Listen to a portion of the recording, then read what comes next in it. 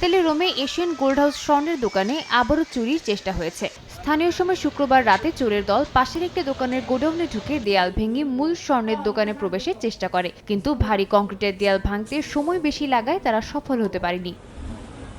এর আগেও 2008 সালে দোকানটির ছাদ ভেঙে বিপুল পরিমাণ স্বর্ণালংকার চুরি হয়। এরপর ম্যানহোল ব্যবহার করে নিচ থেকে দোকানে ঢোকার চেষ্টা করা হয়। সিসিটিভি ও অ্যালার্ম বেজে ওঠায় চুরি ব্যর্থ হয়। বারবার একই দোকান টার্গেট হওয়ায় বিষয়টি নিয়ে প্রশ্ন উঠছে।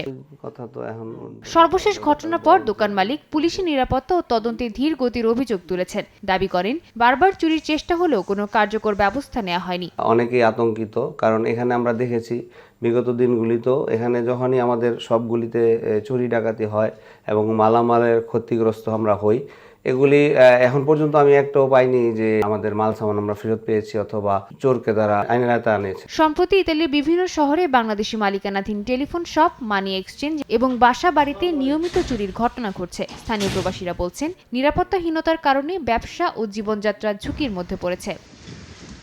সময় সংবাদ, ইতালি।